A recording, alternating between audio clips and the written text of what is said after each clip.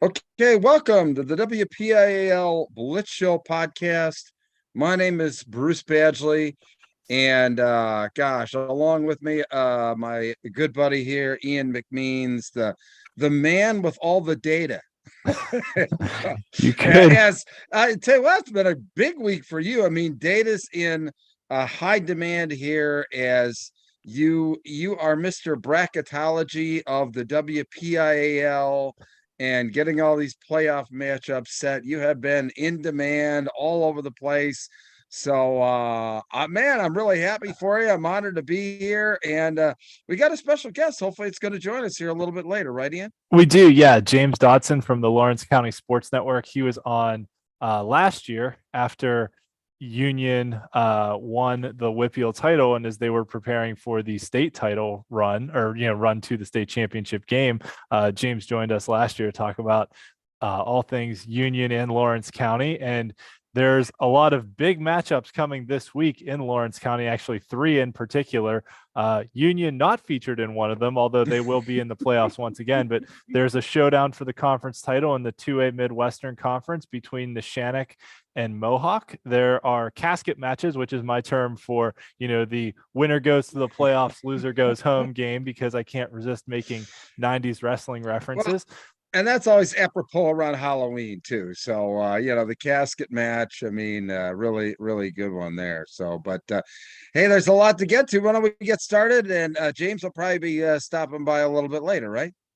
Yeah, he was actually broadcasting a volleyball game tonight it was a playoff volleyball game. So he's a jack of all trades, doing many things on a Monday night. So thanks everyone who's joined us in the chat as well. Feel free to send us questions and all that. We really appreciate you joining us tonight for the WPIAL Blitz show. So without further ado, here we go. It is week 9. We have reached the last week of the regular season. It's hard to believe it's gone so fast. Bruce is out there on the deck in football weather, freezing. Well, not quite freezing, but it's not quite freezing. I mean, it's comfortable here. I mean, 47 degrees. I mean, this is, like we were saying before we started, this is playoff weather. So let's get started. Lots to do. Absolutely. So yes. So thank you everyone for joining us. You obviously know where to find us on YouTube if you're watching the show either live or later on. You can follow us on Twitter, Facebook, or our rarely used Instagram account. But really, this week is the week that you should check out steelcityblitz.com, because I already have posted the WPIAL playoff clinching scenarios. I did a whole thread on Twitter the other night with just the 5A scenarios. There's like 96 of them that are in play. I won't go through all of them on the show. If you want, you can read the article on the website. Yeah, there's some that's we can have in print, and then there's other that are worthy of broadcast. Yes, yeah, absolutely. So you can check that all out on the website, as well as my WPIAL standings page, as well as my WPIAL Games of the Week article, which we'll be posting later this week. But really, the playoff clinching scenarios and the standings page are the big things for early in the week. The Games of the Week will come later to highlight all the big matchups that will be happening this week. We'll hit on them on a high level tonight, but check out the website as well. Absolutely. All right, so our big results from this past week. Pine Richland got a huge win over Woodland Hills to keep themselves right in the playoff mix in 5A. East Allegheny beating Knock in overtime. Congratulations to East A. They clinched their first conference title since 2000, so pretty cool for East Allegheny, breaking that long streak. And on the show this year, we've talked a lot about teams that, in overtime have gone for 2 in the win, and either they made it, they missed it. Knock actually scored second and missed the extra point. So Knock went to tie to force a double overtime and missed the extra point, which East Allegheny got the win. So, it's high school football. High school kickers, it happens at players, every level of football. It happens at every level. You're right. So, there's always a decision the coach has to make when you score second. Do you try to go for 2 in the win? Do you try and tie? There's probabilities of both, and both have been successful and both have failed. So, yeah, and we'll talk about another one of those that was successful in a minute. Mohawk got a big win over Western Beaver to set up that showdown with Lawrence County rival Neshannock, which James will be on in a bit to talk more about for the Midwestern Conference title. That game actually featured two of the top 5 passers in the WPIAL between Mohawk's Jay Rona and Western Beaver freshman Javen Peel, who's leading the WPIAL in passing right now, which is just crazy. When have we heard that before? I mean, it just seems like there's always Never. a freshman that just comes flying out and leads the WPIAL in passing. I mean, I guess I don't think it's ever Brad happened. Bird. What did Brad Birch lead it? I think he was second or third. Okay. He didn't win the passing title that year, but he had a lot. Yeah. But no, this is an insanely talented freshman class this year in the WPIAL and maybe even statewide. Southside Beaver got a big win over Union to clinch the conference title. That's Southside's first conference title since 1999. And if you remember back to our season preview show, I did pick Southside Beaver to win the conference title there, even though Union was the defending state champ. So I've been all over that horse from the beginning of the year. Southside had an incredible game plan. They came out and didn't quite onside kick it, but pooch kicked it twice and recovered both of them. So Southside was up 14-0 before Union's offense even took the field. So that was, that was quite the start to the game there for the Rams, and Union never really recovered. The game of the week, Upper St. Clair and Moon went to double overtime, and this game was just insane. At the end of regulation, Moon had the ball in range to attempt about a 50-yard field goal. But instead of spiking the ball, the quarterback took a knee, which kept the clock running, and the clock ran out. So Moon didn't get to attempt the field goal. Then it went to overtime, and they traded touchdowns in the first overtime. Moon went for 2. It looked like they made it, but they called a penalty on the offense, which set them back. So Moon kicked the extra point and tied it, went to double overtime. Moon scored first, and then Upper St. Clair scored second, went for 2 in the win, and made the 2-point conversion and got the victory to keep their playoff hopes alive as well. So a big result for Upper St. Clair in just an absolutely crazy game. The upset of the week, Keystone Oaks beating Washington. Who was like the number 1 ranked team in the WPIAL from the outlets that do WPIAL rankings. So that was a bit of a surprise. This is actually the second straight year that Keystone Oaks has defeated Washington. So how about that? Hey, I'm going to stop sharing for a minute here because we have a special guest on the show. Special guest. Yeah, I still have an awake baby here. Oh my! Wanted to come say hi to everybody. And that is? This is Naomi. She's Naomi. Yeah, she is 1 year old, and she is all kinds of curious.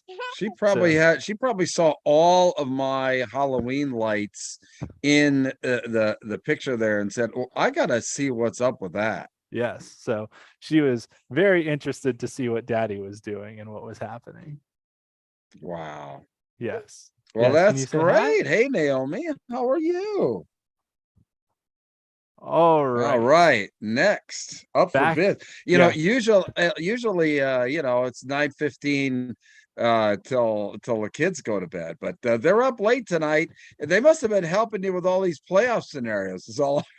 She took a late nap today, so she's burning the midnight oil with me. Oh my. Yep. Some other noteworthy results: Central Catholic topping Seneca Valley. That is big because that locks up the 4 playoff spots in 6A. We'll talk about those in a little bit.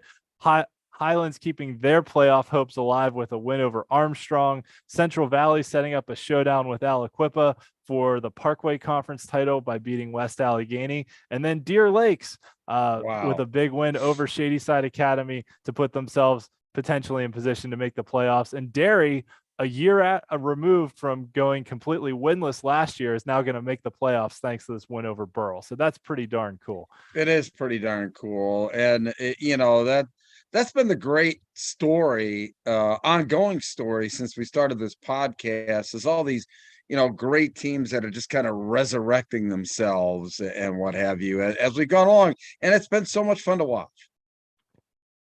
Yep, it absolutely has. And it's been really cool to see, all these teams through their ups and downs and just be able to kind of tell the story of, teams coming back from winless seasons and things like that to be contenders and have really successful campaigns. So shout out to Derry. They've got an impressive freshman that I'll talk about in a minute. But the most impressive freshman was West Mifflin's Armand Hill this week, who we mentioned him last week after he had 300 plus yards in the first half. This week, they kept him in for the second half, and he put up 495 rushing yards and 5 touchdowns. For a freshman, the second most rushing yards in a single game in WPIAL history. The record is held by Dylan Rush out of Mapletown, which what a name that is.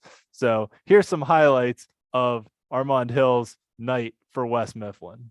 Incredible. And you can just see the breakaway speed he has right up the gut of the defense. And I mean, for a freshman to come out here in 2 weeks in a row, I mean, he ran for over 300 last week and now 495 this week. I mean, there's some people in a season don't put up 800 yards, and he did it in 2 games, which is just wild as a freshman. That's incredible. Yeah. Incredible. Yep. Here he is bouncing one to the outside, making moves. And Hopewell just wasn't able to stop him all night. Spinning through guys. Just an awesome night for Armand Hill from West Mifflin. So congratulations to Mr. Hill, our WPIAL Blitz Go MVB Player of the Week. I'll tell you what, it was just I mean, how do you it is incredible. I couldn't even imagine watching that. I mean, I've covered games for years and years and years. I mean, I couldn't even imagine, I couldn't even imagine going up and down that many times the field to cover 5 touchdowns. I mean, he had to be running, 70, 80 yards at a pop. I mean, that's incredible. Yeah, he put up and I mean, for a freshman to come out against varsity. And my favorite thing about this was, the picture he posted on Twitter after the game was him with his offensive line. Like how great is that just, the guys that plow the road for you to come out and, show love to them. And that's something we always try and do, when we have coaches on and give shout outs to the offensive linemen, because they're really the unsung heroes. And, I mean, you look at those guys in front of him too. He's got some big dudes blocking for him. And if you recall back to our season preview show, West Mifflin was kind of my sleeper team in 3A. And now all of a sudden, they freshman running back who's really darn good. And they're entering the playoffs on a pretty hot streak after a relatively slow start to the season. Well, I tell you what, it's always a great story when and there's always these teams in the WPIAL that have this slow start that really crescendo into the postseason. It sure looks like West Mifflin's going to be one of those teams. It does look like that. Yeah. And I think part of it too is just the non-conference schedules that they play. Oh, hello, you're back. She really wants to be involved tonight. That's okay. Part of it is the non-conference. This is a family show. It is a family show. Yes. The WPIAL scheduling all their non-conference games tend to try to schedule some, traditional rivals. So like West Mifflin had to play Thomas Jefferson, even though West Mifflin's a 3A school, TJ's a 4A school. So they've played some challenging opponents in non-conference play and should be ready to hit the ground running literally here in the playoffs. So some other top performers from this week. John Tracy from Aliquippa scored 5 touchdowns in 5 different ways: a fumble recovery, a receiving touchdown, a rushing touchdown, a punt return, and a kickoff return. Evan Wright from Mars also scored 5 touchdowns. Jack Fennell from North Catholic, 5 rushing touchdowns plus a kickoff return touchdown. Derek Burke for Deer Lakes had 4 total touchdowns in their win over Shady Side Academy. And I mentioned Derry's star freshman before. Ahmad Ward, their running back, had 250 yards and 4 touchdowns in that victory over Burrell that got the Derry Trojans back into the playoffs after a little hiatus for a few years. Wow. Darion Washington, the wide receiver from Sarah Catholic, had 4 touchdowns. And in Southside Beavers' big win over Union, Ryan Navarra had 5 total touchdowns in that game as well. Some great performances crazy all around. And really, really good stuff from a lot of talented players. And this was just scratching the surface. Every week, I feel like I have to make tough decisions for who even makes my list of top performers because there's so many guys that have big weeks. There were guys that had 5 touchdown performances that didn't make the list because I just didn't have room for them. That's just nuts. That's just nuts. Yep. All right. So our streak watch this week, Washington going down to Keystone Oaks. Washington was one of the 7 remaining undefeated teams in the WPIAL. So that loss ends their 8-game winning streak for the Little Prexies. And on the flip side, Newcastle got a win over Ambridge, which ended a 17-game losing streak for the Red Hurricanes. Newcastle's last win had been in week 0 of last year. So Newcastle getting a win, getting off the schneid. Congratulations to them. Another good Lawrence County story that we might be able to talk with James Dotson about in a little bit when he joins us. Yeah, I think so. Yeah. So there are 6 remaining undefeated teams in the WPIAL and 8 remaining winless teams. So we'll see how that plays out as we enter the final week of the season here. Some of these teams have some tough matchups coming up, not only now, but heading into the postseason as well. It's going to be very interesting. Just like last year, I think there's going to be a team, and I forgot to get this over to you before the show, but we'll talk about our small school, top 5. And, I'm going to kind of roll the dice on a team in our top 5 small school that I think is going to be the team that, following a slow start is going to pick it up in the postseason. Not a stranger, but somebody that I think, like I said, slow start, but now finishing strong. Okay, I can't wait. So, another big piece of WPIAL news this week was Leechburg quarterback Jaden Floyd with a big performance in a win over Shenango. He had 150 passing yards and 147 rushing yards, but that puts him over 1,000 passing and 1,000 rushing yards for the season. So Jaden Floyd, congratulations on becoming the 16th player in WPIAL history to pass and rush for 1,000 yards in the same regular season. It's the 17th occurrence because Sky Moore at Shadyside Academy, who now plays for the Kansas City Chiefs, did it twice in his high school career. So congratulations to Jaden Floyd on joining the 1,000 club. And as we enter the last week of the season, there are a couple other contenders that are getting close. Matt Seg from Fort Cherry last year was the first freshman to ever be a part of the 1,000 club. He is about 20 passing yards short of that, which I'm assuming he should get fairly easily in their game this week as well. And Matt Seg would just, if he does get those 20 passing yards, would be the second player all time to join the 1,000 club. So, second player to do it twice. You know what I meant. I know what you meant. Yeah. Okay. And then Braylon Thomas from Union. He is relatively close, I would say, with, needing about 110 rushing yards.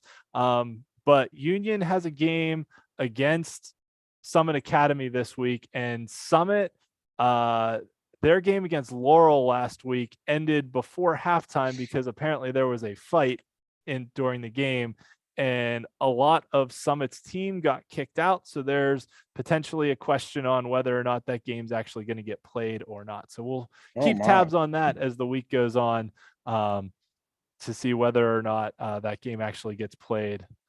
Summit's already out of the playoff contention. So really it's just, we'll see. And then Jonah Williamson from Trinity would need, 230 rushing yards to be able to get there, which is doable, but would be a tall task. Yeah. And then Logan Kushner from North Allegheny probably doesn't quite get there. But nevertheless, still a very solid season for him.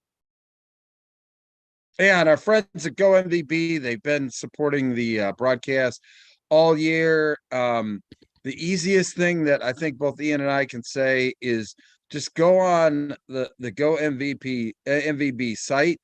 Look around, go on the Go MVB Twitter handle and their Instagram. They are a public relations firm for athletes of all sports. And what they're doing for their athletes and getting them in front of coaches, the number of followers that they have throughout social media, just look at who those followers are. Okay. Do your research. Just like with anything, but look and see who's following GoMVB and look what they're doing for their clients in public relations, and you'll understand why 85% of GoMVB users get college offers. The proof is in the pudding. Go to gomvb.com/SSM special. Do your homework. You'll be glad you did. I mean, I hate to use that word, but you will be absolutely glad that you associated yourself with GoMVB, because you will end up playing, more likely than not, football in college.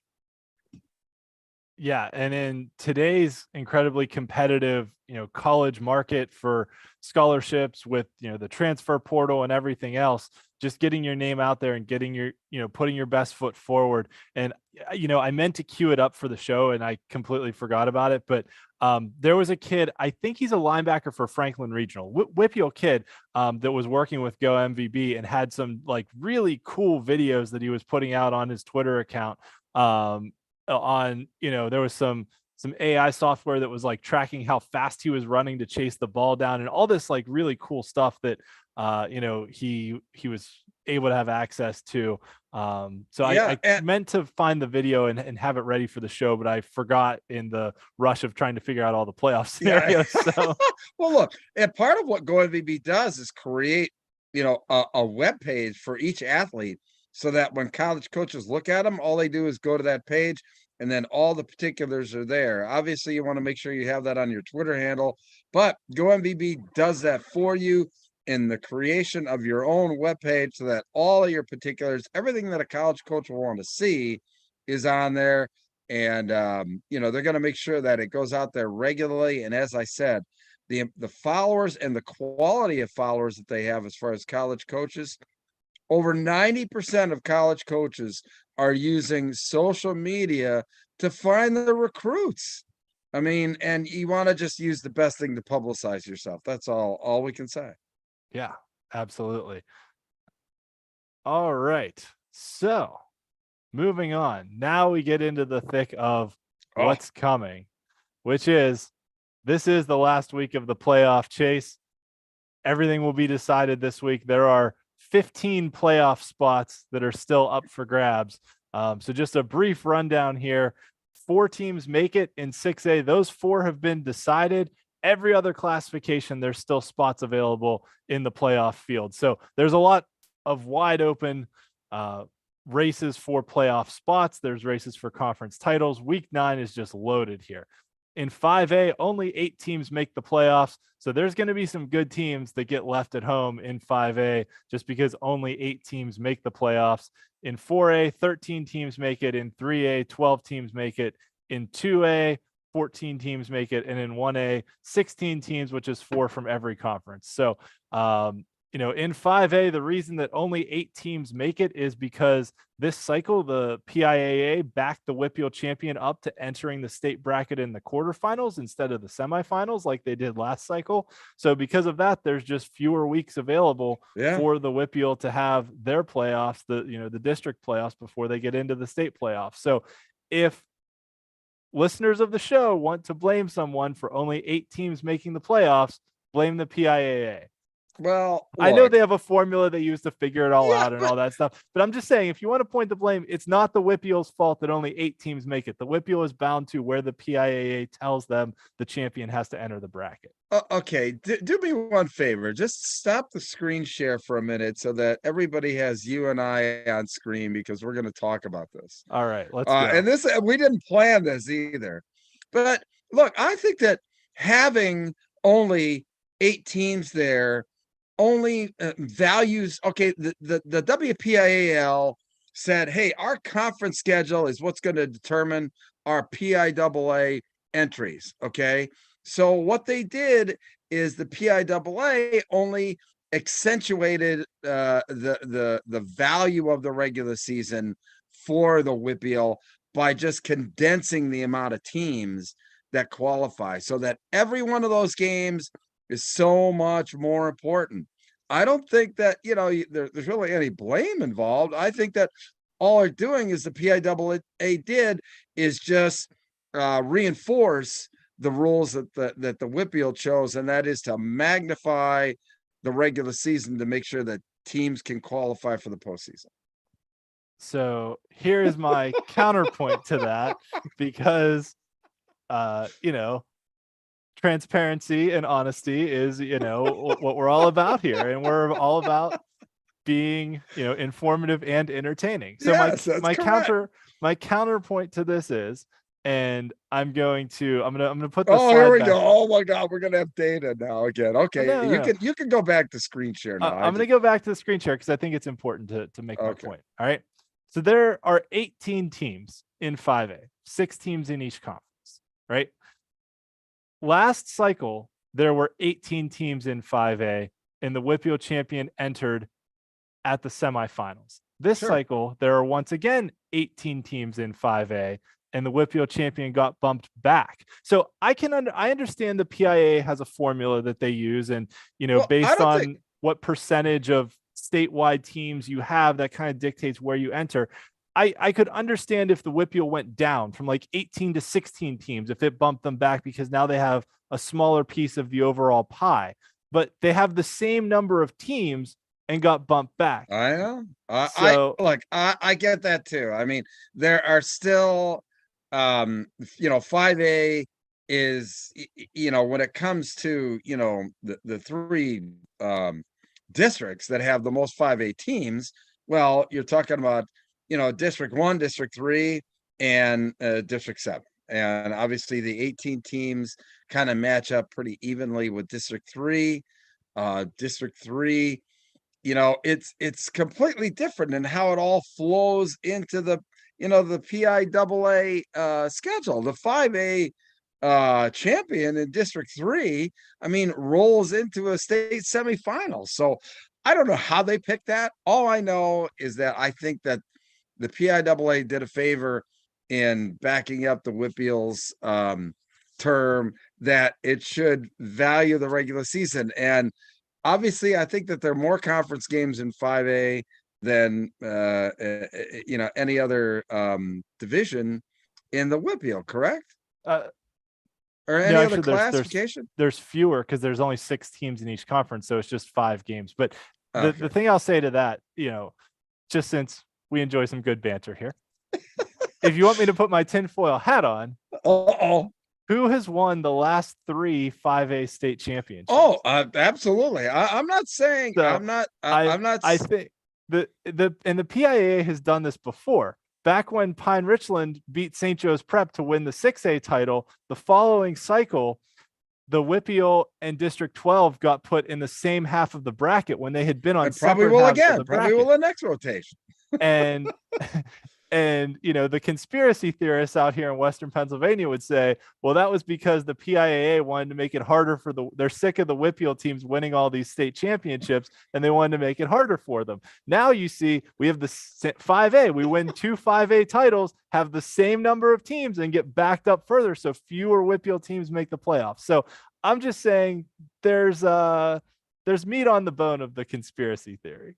Yeah, I know. And look, and also we've got a good question here from in the chat here. We'll get to that in a second. I got to get back to the chat here a second. This has been kind of crazy, and usually I'm doing a lot more related to the broadcast rather than the chat. But we got a good question here from I'm Just Coda.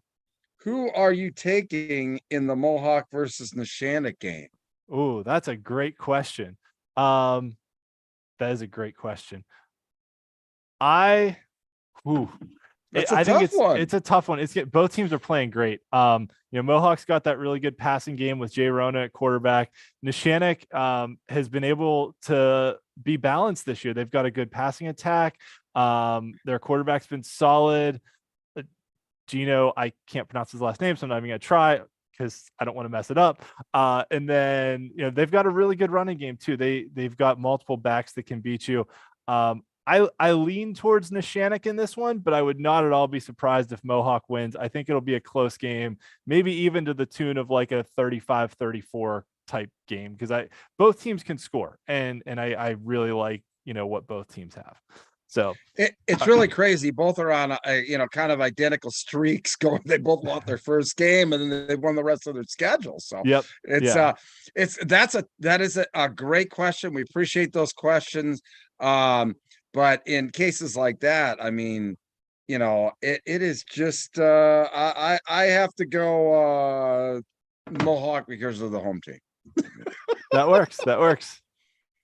All right. So we will now just run through everything real quick here. Hold on. Sorry. James asked me to send him the Zoom link again, so I was sending that over to him. Okay. All right. So our week 8 playoff clinching. So the ones in italics are ones that clinched playoff spots this week. So we have, as you can see, a number of teams that have clinched playoff spots. We'll run through them all as we go through the standings conference by conference here. But just to know who all has made the playoffs all in one spot, for people who may want to screenshot it out there, this is the comprehensive list. All right, so the WPIAL standings are based on your conference record, so your games against your conference opponents, the only ones that matter towards playoff qualification. If two teams are tied, head-to-head results is the first tiebreaker. If they're still tied, it goes to Gardner points, which is a strength of victory metric. And if it's still tied, it goes to tiebreaker points, which is a margin of victory metric up to +10 or -10. And you may want to remember, spoiler alert, you may want to remember these Gardner points and tiebreaker points for later in the show, because I have a little surprise that I cooked up this week for Bruce that he doesn't even know about. So, oh my, so let's do. But that's what's fun about this show. Yeah, I'll be honest. That's what's fun about the show. All right. So in 6A, all 4 spots have been clinched. Central Catholic has clinched the conference title. North Allegheny will be the number 2 seed and will get a home playoff game in the semifinals. Cannon Mac and Mount Lebanon play each other this week, so the winner of that game will be the number 3 seed and will take on North Allegheny, and the loser will be the number 4 seed and have to play Central Catholic. So that is probably the easiest set of playoff scenarios that we have in the WPIAL. Oh, here's James now. All right, perfect timing.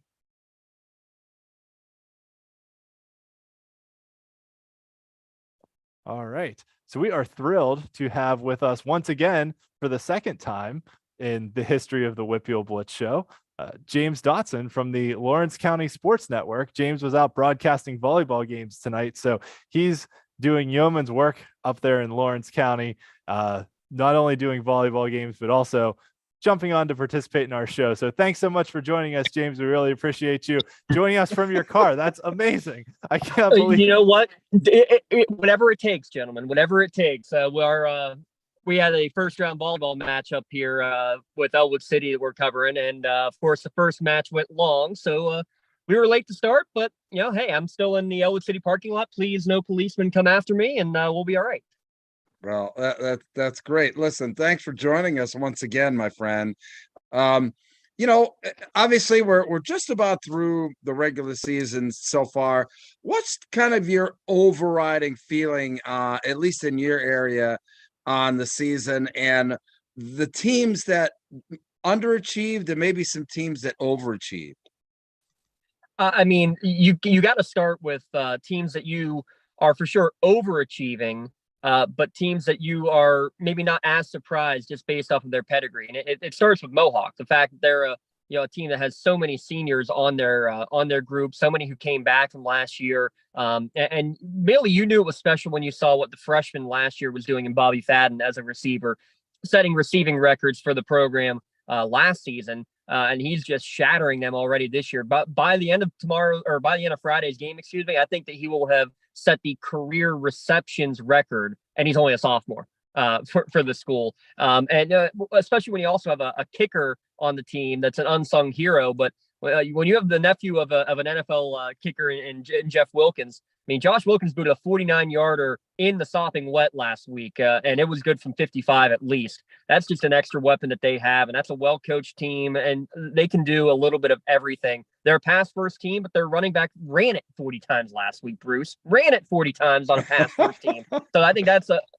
just showing what that team is going to do. And on the same token, the Shannock, who's undefeated, I mean, they lost almost every single one of their skill player starters from a year ago. They returned their O-line and one receiver, and that's about it. and they're still just getting it done. A couple of big 1-point wins early on in the year, and then it's kind of been almost cruise control leading into this last week of the season for a home game against Mohawk. So those two especially, I think, have been a bit of the unexpected for the season. Ian, go ahead. Yeah, so we actually just had a question in the chat. Someone asked us who we were taking in the Neshannock Mohawk showdown for the Midwestern Conference title. And to me, this game is a really cool matchup too, because, since Beaver Falls moved down to 2A, they've really been kind of the dominant force in that conference. I know Laurel won the conference title a few years ago, but Beaver Falls making 3 straight WPIAL championship games is, kind of the big fish in the pond, and seeing both Neshannock and Mohawk get wins over the Tigers this year, and then setting up this Lawrence County showdown for the conference title is so cool. So if I can put you on the spot and ask the question we got in the chat, who do you like in this game? I think I got to go Kirk Herbstreit right now. I'm calling the game on Friday night. I can't make a prediction, right? That's fair. That's fair. I'll give you the keys to the game, though. And for Neshannock, it is with their defense first. Can they stop all of the weapons? They might be able to stop a Bobby Fadden. They might be able to stop a Dante Retort, but can they stop the third option of Blake Logan? Can they stop the fourth option of Justin Boston out of the backfield? That's been the key for Mohawk, is spreading the wealth with so many different options all around. And I think for Mohawk, the key is they got to be able to run the football. And Neshannock's line has shown itself as the best so far in the conference. Again, it should be with a veteran line with 4 starters back on a team that ran the ball extremely well a year ago. So it's going to be, can Mohawk compete and win in the trenches will be the big key for them. I mean, they showed it last week. They thought they could run on Western Beaver, and they showed they certainly could. I think they're going to have to show that balance again. That's been their key all year long, so they got to stick with it. Wow. And going into the postseason, obviously, not all the spots are taken, but who are some of the teams that you think, from your neck of the woods there, really have an opportunity to contend for a WPIAL championship? Well, I think you got to start with those two. I mean, seeding is going to come down based on how this game finishes off, but it's very possible and very likely that either one of those two teams could be as a top 3 seed in Class 2A for sure. And I think that this game is important in terms of being that probably 3 seed, because the loser could drop down to be, a 6 or maybe even a 7 seed. Well, probably wouldn't be a 6. They probably wouldn't put them right next to each other, but that's neither here nor there. But I think that the seeding aspect of it, to be able to get that top seed. And I think it's also important, both of them are going to be getting home games. So that's also a fun part, but either one of them can make a run. And you know what? If you had asked me a year ago, I would have said nobody in Class 1A other than the 1, 2, or 3 seed could ever make it to winning a WPIAL championship. But we saw that Union as a 10 seed last year, certainly capable of doing it. They're probably going to be, I would guess, in the 5, 6, 7 range this year. And any of those top 5 teams in Class 1A, I think, again, have a very great shot. It's going to depend on matchups because, I mean, you look at last year where Union lost to Southside by 4 touchdowns. And then in the playoffs, Southside lost to Canevin in a mercy rule game, and then Union controlled Canevin. It just, the matchups worked out to Union's favor. Flash forward to last week where Union loses by 4 touchdowns to Southside. If the brackets work out, anything is possible, really. And I think that Union, for sure, like any of those teams in the top 5, 6, 7, definitely have a great chance in Class 1A, especially. I kind of feel like 1A might be the most wide open classification across the WPIAL that maybe we've ever seen. I mean, like you said, there's probably 6, 7 teams that legitimately have a chance to make a run to the 1A championship game. I mean, not only, Southside, Union, Fort Cherry, Bishop Canevin, Clairton, Jeanette's been playing better. Greensburg Central Catholic's been solid. California looks outstanding. Granted, it's in the Tri-County South, but they've still looked really good. And that's not even Cornell. I haven't who beat Union, right? I haven't even mentioned Rochester yet, who's had a good season. So, there's 1A is loaded, and there's going to be teams that in 1A, I feel like don't make it out of the quarterfinals just because of the matchups, but they were also capable of making a big run. And it's just going to come down to, like you said, the matchups and who stacks up well against who. And as we saw this week too, I think weather's the great equalizer. We had a wet, sloppy Friday night, and that slowed down some teams. Washington, who was undefeated, went out and lost to Keystone Oaks and just really struggled to move the ball. So I think if you get a bad weather night too, that could potentially change some things too for some of these really pass happy teams. Yeah, you said it perfectly right there, because you got to be able to adjust it. If the weather dictates it and you're getting into November football, you're going to have more of a run first mentality, which is why I think it was really important seeing Mohawk being able to pull that off last week. Can look at it with the contrary, that Union, I think they ended up with a total of 20 rushing yards as a team in the entire game. Their game plan was to try to throw the ball against Southside. At least that's the way it looked. And then, well, you fell down 14-0 immediately. That didn't help either. But it's can you adjust and can you run when needed in especially potentially sloppy and wet, crazy conditions. So that's going to be a big fun thing. At least it looks like we're going to be pretty clear and nice for the final week of the year for a couple of these big matchups up our way. But come playoff time, anything's possible. And heck, that kind of hurt Laurel last year as a 2 seed in Class 1A. Union was the more running team, Laurel the more passing team, and Union was able to control that game and end up winning the rematch in the playoffs. So anybody in top 8-9 teams definitely have a shot in 1A, which has never been said before in WPIAL football. Yeah. So speaking of Laurel, we've got two what I like to call casket matches of, since you've got to throw out those 90s wrestling references, but the winner gets into the playoffs, the loser is done. One of them is Laurel taking on Shenango for the last playoff spot in that conference. The other one, Elwood City against Riverside in a big rivalry showdown that Riverside has controlled for the better part of the last decade, maybe more, but Elwood City looks pretty good this year. So, talk a little bit about those two games that are really going to decide who makes the playoffs between those four teams. Well, yeah, I mean, start with that Shenango Laurel game. You kind of had it on paper from the very beginning of the year. You had a feeling that was what was going to end up happening, that was going to be your win and you're in, lose and you're going home game. So, I mean, that's when I think that both teams kind of had that on par, that it was going to be that way. And Laurel has a team that's been improving all year, a very, very young team, but a very big offensive line that is just learning how to play well with each other throughout the course of the year. And they have just been improving over the course of the season. So their team, especially with the run game, that has just been improved. Ben Hennon is one of only 3 seniors on the team, but he's a talented running back who should be approaching, if he hasn't already, passed the 1,000-yard mark after. Well, he probably would have if it wasn't for the shortened game that they had last week against Summit Academy. But at the same token, they need to be able to throw the ball, and they've shown better efforts with that, with both Lucas Santini and Jackson Sodders kind of splitting time there at the quarterback position. But that's a well-coached team and with a big offensive line. And they're going against a team in Shenango that has really struggled to run the ball this season. They've had a lot of injuries on the line, a lot of injuries at the running back position.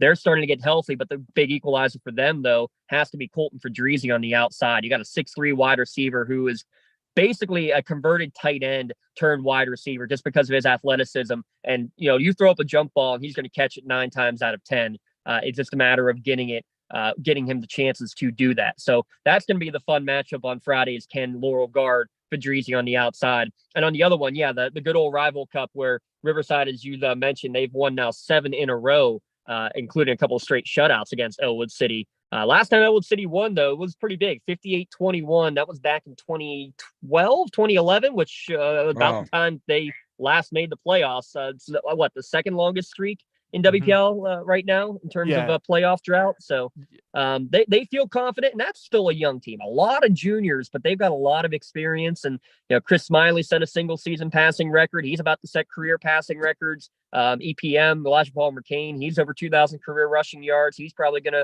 to break the career rushing record by the end of this season as well, if they make it into a playoff game. So that's a team that you can almost say is maybe a year ahead of schedule. You knew by the time they were seniors, they were all going to be really, really good.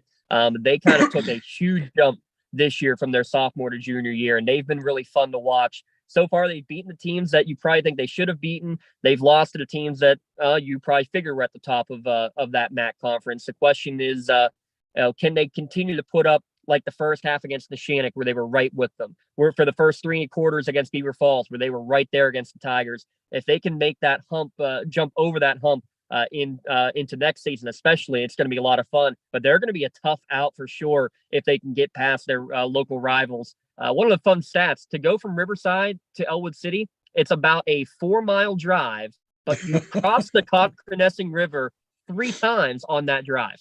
Wow, interesting. I believe it or not, I have actually been to Elwood City, so I know exactly what you're talking about there. But obviously, James, obviously we hear that you've got your finger on the pulse of Lawrence County sports there. But you're a fan of the WPIAL as well. There were some teams that just kind of came out of nowhere last year, obviously, that we're all familiar with. Do you see some teams that across the WPIAL that fans should be maybe taking a look at to say, hey, watch out for these guys? If they get in, they're going to go a long way.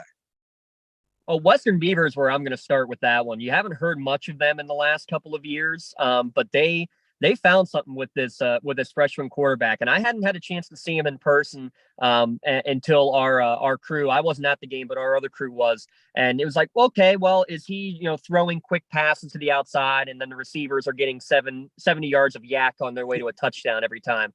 And it is not that whatsoever. He throws a beautiful ball, maybe a little happy feet. He's a freshman. Let's give him some, bring him down to earth there. But he's got a beautiful pass, and he's got some great weapons to throw it to. The defense has allowed a few too many points, but they're a team that they can score with just about anybody. And with that in mind, they're a team that can then potentially beat and upset anybody that's a higher score than them. So that's where I'm looking at for sure. In Class 2A. I keep hearing a lot about the Avonworth Antelopes this year. I, again, haven't had a chance to see them.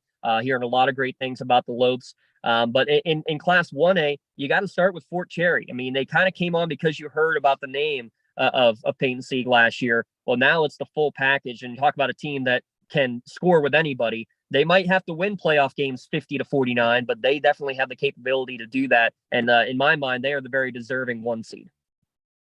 Wow. Ian, you got a final question here for James? Yeah. So, thanks so much for joining us from the Elwood City parking lot. We really appreciate you taking the time after broadcasting volleyball all night to talk with us for a few minutes. You want to just mention, where people can find you guys on Twitter and what games you've got this week and how people can tune in, because you guys do a great job promoting the whole county-wide of Lawrence County sports. Obviously, not only the ones we've mentioned, but Newcastle broke a 17-game losing streak last week. Yes. And getting back on the winning ways for the Red Hurricanes as well. So a lot of good things happening up there, and we like to be able to kind of spread the word. So, how can people tune in and follow you all? Oh, appreciate it, guys. I now gladly join you anytime, especially when we get to talk fun stuff. And Bruce, I'm real quick. I'm glad you're not freezing completely outside like last time we talked in December. So bundle up there, buddy. Hey, it's okay. It's playoff weather. Only it's like in the 40s. We're okay. Yeah, we're hanging in there, right? Exactly. No, you can find us Lawrence County Sportsnet. It's lcsportsnet.com. We have all of our broadcasts on there. We are on Facebook Live. We're on Twitter, X, whatever the new terminology is there. Instagram, all the above at LC Sportsnet, where we post too many times throughout the course of the day. But that's where you can find all of our broadcasts for sure on there. And with the new broadcasting rules for the WPIAL playoffs, we just had our first taste of it here tonight. So if your fans aren't fully aware of it, no more live streaming for free throughout the WPIAL playoffs. It's through the NFHS network. So probably 90% of the broadcasts you're going to find are going to be behind the paywall of NFHS network. It's a $12 subscription for a month. So if you pay it right at the beginning of the WPIAL playoff season, you can watch all the way through the district playoffs up to the championship games there at Acrisure Stadium. So time it right so you can go and watch all of the games on there. But unfortunately, we can't provide our free service throughout the postseason. But we're still going to be there covering all of our county teams best as possible. We do have that win and you're in game, Shenango hosting Laurel on Friday night. And we'll also have our the big one there in the MAC championship game between Neshannock and Mohawk. We'll have those on Friday night for sure. And how about this? 2 bonus games. We're doing our first ever junior high football championship game between Neshannock and Laurel on Wednesday night. So we'll have that for a fun one. And here's a big one for you, gentlemen.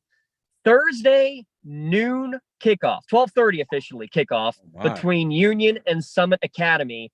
We believe it's the first ever Thursday afternoon football game that's been scheduled. It was scheduled that way back in March. because of it's the last week of the year. WPIAL wanted all the games to be done before Saturday. Not everybody got the memo, but Union and Summit made the switch to Thursday afternoon. So as long as Summit has the players available after the incident with Laurel at the end of that game, as long as they have enough to field a team, we'll be out there covering that one as well. So we got a busy week ahead of us. LCSportsnet.com is the place to be if you're in the Lawrence County area. Wow. It Awesome. Just incredible stuff, James. Listen, thank you so much. I'm in awe of what you guys do. As a guy who, streams games himself, you guys just do an incredible job. And listen, thanks so much for joining the program once again. We're going to have to make this an annual thing. I don't know. I mean, near the end of the year, what have you. It's a pleasure speaking with you. And best of luck to you and all of your teams down the stretch, my friend. I appreciate it. If they keep doing this, I'll gladly keep joining you guys if it keeps means that we're getting teams that are going far in the tournament. So much appreciated, guys. Love what you guys do. Great. Thank you for all your support, James. All right, we'll see you later. Thanks a lot. Drive safe. Take it easy, guys. Take care. Oh, will do. No cops. We're good. Okay. Take care. Wow. I talk about having his finger on the pulse. I mean, James really does, doesn't he? He does. And I mean, these guys who go broadcast these games just continue to amaze me because they can go do a volleyball game and then hop in their car and boom, can just list off a whole starting offensive line for Neshannock, for Mohawk, they could just go through all these players off the top of their head. Coming into the show, I have notes all over the place on my computer to talk about things and, try not to mess up players' names and things like that. And that's some of why I make all the slides I do, not only because I think visuals just help people see what we're talking about and, but also, to kind of keep myself on track too. So yeah, but it's awesome. James is great. You can follow him on Twitter and follow the Lawrence County Sportsnet. They do a great job broadcasting everything. And they're always reliable to be able to just, you see a game is close, you can pop it on. They're streamed on YouTube or Facebook or whatever. And they're great advocates for everything happening countywide for all their teams. And they were great follows last year in the run up to the WPIAL and state championship games as Union carried the torch for the county. But now they've got a bunch of other teams that are all in the mix this year too. So it should be exciting. Yeah, very exciting. Okay, my man, back to the all right. Yeah. Back to the program. Back to it. Let me find where we were here on our, I think we just wrapped up 6A, so that would bring us to, oops, wait, hold on. Well, we were talking a little bit about 5A there, but that was only just only in the number of teams. So yes. All right. So we talked about 6A, moving on to 5A. All right. This is where things start to get a little bit complicated. So we'll try and simplify it as best we can. The top two teams from each conference in 5A are guaranteed to make the playoffs. 2 out of the 3 third place wildcard teams will make it. So in the Allegheny 6 conference, Peters and Bethel have clinched. They play each other this week with the conference title on the line. Even if Bethel were to lose, they would still get one of the wild cards. So they're in no matter what. So that means that either Upper St. Clair or Moon would get potentially the third spot out of the conference. And the only way the Allegheny 6 does not get a wild card is if both of them lose. So if at least one of Upper St. Clair or Moon or both of them win, then the third place team in the Allegheny 6 would get one of the wild cards. So that is definitely in play, and there's varying scenarios. Moon would get in with a win and an Upper St. Clair loss. Upper St. Clair can't finish first or second, so they either need to win and have Bethel win or win and have Moon lose. Like I said, they're both out if they lose. And then in a 3-way tie scenario, then things start to get crazy between Moon, Bethel, and Upper St. Clair. So that is the long and short of the rundown for the Allegheny 6 conference. In the Big East, on the surface, it's simple. Below that, it's complicated. Gateway's in. They're the conference champs. Penn Trafford plays Franklin Regional this week. The winner of that game is in as the second place team. The loser will be in third place and will, unless Moon and Upper St. Clair both lose, will then have to, figure out Gardner points and all that between the the loser of that game, and the third place team from the Northeast Conference. So, it's going to be kind of a toss up there. We'll see what happens between the third place team, the loser of the Penn Trafford Franklin regional game. But the easy scenario for those teams is win and get in. In the Northeast Conference, Penn Hills, after missing the playoffs last year, has clinched a playoff spot already.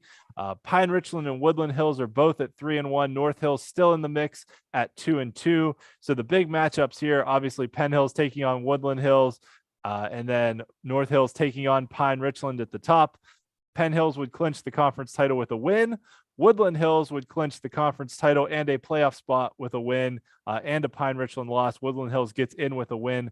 If both Woodland Hills and Pine Richland win, we'd have a three-way tie at the top, but all three teams would get into the playoffs because they'd all be 4-1. So that would make it easy. The complications start to happen if Pine Richland were to lose to North Hills, or if Woodland Hills loses to Penn Hills.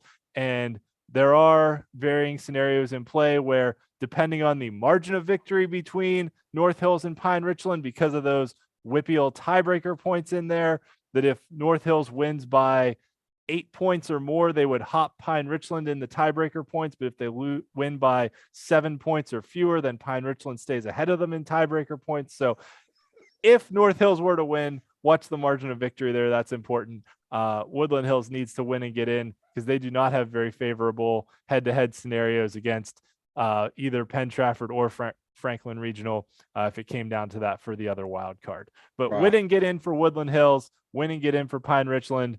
North Hills win, but they need some help if they want to get in. Good stuff, Ian. All right, on to 4A.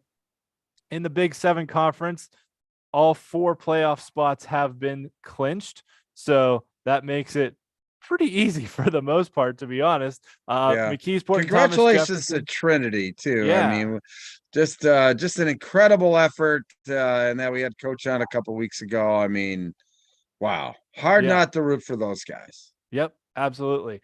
And McKeesport and TJ play for the conference title this week, so that'll be a big one. Potentially that one could also decide which team gets a bye in the 4A playoffs, because 3 teams get byes. So the winner of that McKeesport TJ game will be in line for a potential bye. Obviously those byes are decided by the WPIAL steering committee. So not guaranteed, but I would say they'd have a very good chance at it.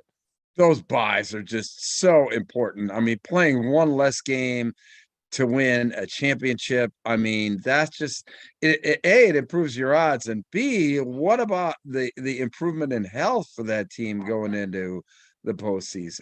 Yeah, absolutely. There's definitely a big advantage to not having to play one additional playoff game in the postseason. And I can see having the bye weeks at the conference level. I can't see having bye weeks or at the district level. I can't see having bye weeks at the PIAA level. We've talked about this several times, but look, there are plenty of deserving teams around the state of Pennsylvania that would love to play in the PIAA tournament. I don't know why that there are bye weeks in the PIAA tournament at any classification. Yeah, that doesn't make any sense at all. But here where you've got 13 teams that make it, the top 3 get byes. Okay. Sure. Makes sense. That works. Yeah. But you're right that, at a bare minimum, it's just one less chance your players could get injured or something like that. And, so it especially in 4A where, there's a murderer's row of teams between McKeesport, Thomas Jefferson, Mars with, the Coach Casper passing attack, and Aliquippa, Montour, Central Valley, West Allegheny, right? Like there's 8 teams I just rattled off the top of my head. If you don't have to play a first round playoff game, that's all the better, especially in 4A. I think that the bye week is even more of an advantage emotionally and mentally than it is physically. And not necessarily for the players. Sometimes these coaching staffs that are grinding 7 days a week, they can take a day off. I mean, I find it much more beneficial, or as beneficial to the coaching staff it is for the physicality of the players. Yeah, because these high school kids, they can just run forever. Exactly. Yeah. All right. At least that we're told. In the Greater Allegheny Conference, 4 teams are going to make it, but there's a lot of wide openness here. Mars and North Catholic have clinched spots. They play this week for the conference title. Hampton, Highlands, Armstrong, and Kiski are still all in the mix. Fortunately, those 4 teams play each other this week, so we'll have some knockouts happening. Hampton clinches a playoff spot with a win over Highlands or a Kiski loss. Highlands gets in with a win over Hampton and a Kiski loss. If Highlands loses, then the Armstrong-Kiski winner would clinch a playoff spot. If Highlands wins, Armstrong is eliminated even if they were to win. And if Highlands and Kiski both win, then we've got a 3-way tie that comes down to those wonderful tiebreaker points, and we'll see what happens. That's those margin of victory metrics right there in the WPIAL tiebreaker column. But you can only get up to a +10 for a game. So even if Highlands were to win by 10, they could only get up to a, -11 in the tiebreaker points, which means that, they can't pass Hampton or Kiski for the first spot, but there's 2 playoff spots available here. So a lot still to be decided in the Greater Allegheny Conference this week. In the Parkway, this one's pretty straightforward. The top 4 spots have been clinched, but 5 teams are going to make it. Newcastle upset Ambridge. Well, I guess upset. Ambridge had a victory already on their slate. Newcastle beat Ambridge last week, which threw a little bit of a wrench into the playoff scenarios. At the top, Aliquippa and Central Valley play each other. The winner of that almost certainly wins the conference title, unless Montour and Central Valley both win, and then we may have a 3-way tie. But otherwise, it's most likely the winner of Central Valley Aliquippa that wins the conference title, because Montour can't surpass either of them in tiebreaker points.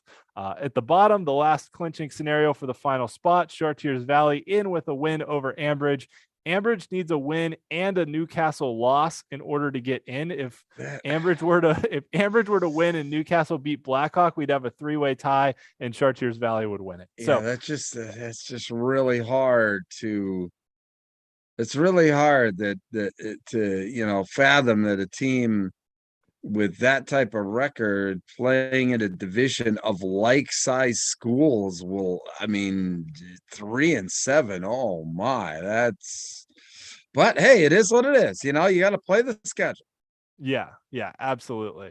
Yep. And it's how things are set up, right? 5 teams are going to make it here, and one of these other teams is going to get in between Char Valley and Ambridge, and so we'll see how it plays out. Who gets in? Yep.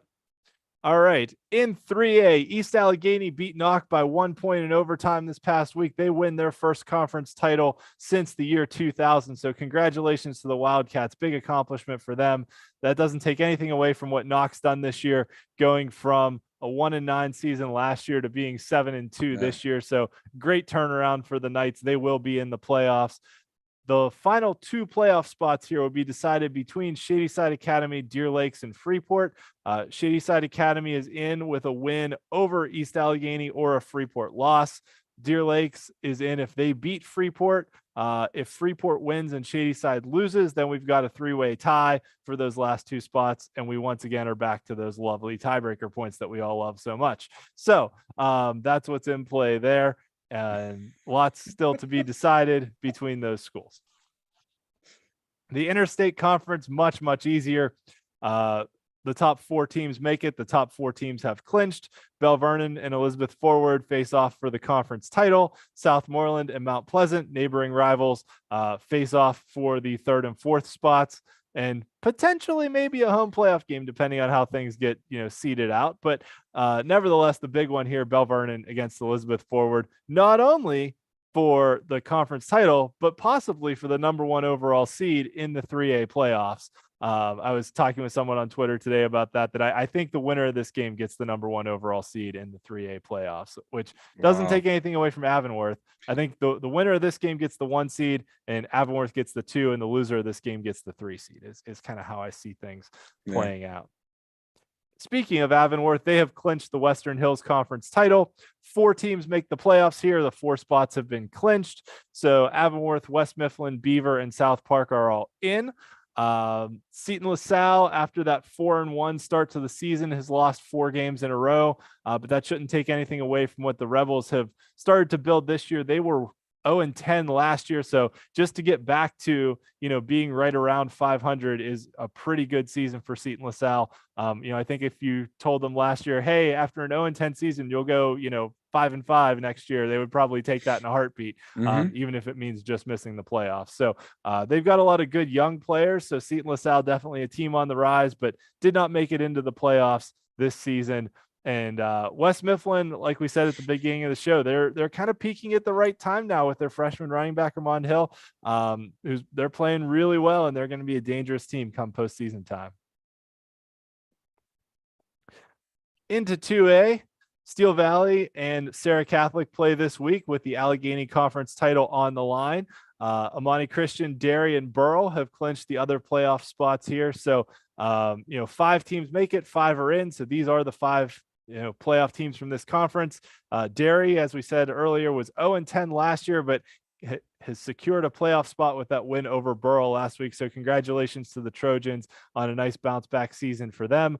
Amani Christian, started the season a little bit slow. I think they were sitting at 1-2 at one point this year, but have rattled off 5 straight wins and are looking really solid heading into playoff time. So is Sarah Catholic. Sarah Catholic started the season. I think they started at 0-3 or 0-4 and have really turned things around too. So Amani and Sarah both peaking at the right time and are going to be playoff teams you don't want to see in the 2A bracket. Yeah, Amani, I got to see the opening week of the season against Steel High, the defending 1A champion, and Amani gave them everything they could handle. And that's a very talented team with good physicality. I liked what I saw there, and man, it's hard to not, they're going to be right there at the end. That's for sure. I was impressed. Yeah. I would not at all be surprised to see them in the semifinals, maybe the championship. In the Century Conference, this is where we had the upset of the week last week, where Keystone Oaks knocked off Washington. Washington, who had been one of the 7 remaining undefeated teams. So McGuffey and Washington have clinched playoff spots. They will face off for the conference title this week in the Century Conference. So that's a big showdown there. The 3 teams vying for the last 2 playoff spots between Keystone Oaks, Waynesburg, and Brentwood. KO is in with a win over Brentwood or a Waynesburg loss. Waynesburg is in with a win over Charleroi or a Brentwood loss, and Brentwood is in with a win over Keystone Oaks. If Waynesburg were to lose to Charleroi, then both KO and Brentwood would get in if Brentwood beats KO. So that's also a potential scenario in play. But, basically it's win and you're in for these 3 teams between KO, Waynesburg, and Brentwood. And then in the Midwestern Conference, we obviously talked with James Dotson in the middle of the show from the Lawrence County Sports Network about the big showdown between Mohawk and Neshannock here for the conference title. As we said at the beginning, both teams lost their first game of the season. Mohawk lost to defending 1A champions Union. Union came back from a double-digit deficit to beat Mohawk in the closing seconds of that game. Neshannock lost a game to Sharon out of District 10, I believe. But has gone unbeaten against WPIAL opponents this season.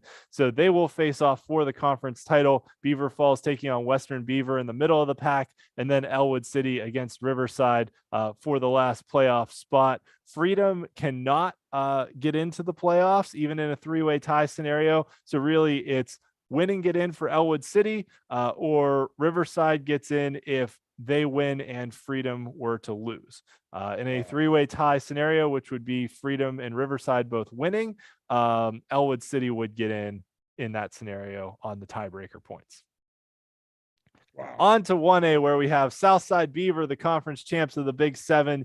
Union and Rochester are in. Shenango and Laurel play in that casket match where it's win and get in, lose and go home scenario. So both of those teams, as James talked about, Laurel started the season with a bunch of new players, all new starters all across the field. They've started to play better in recent weeks. Shenango's had kind of an up and down year, but have that really good wide receiver and passing game. So should be a good one to watch there as they face off to decide who gets in. Another good game up in Lawrence County. This one is a casket match, a true casket match of win and get in, lose and you're out. None of those, like, we need this other team to lose. It's win and get in, lose and you're out.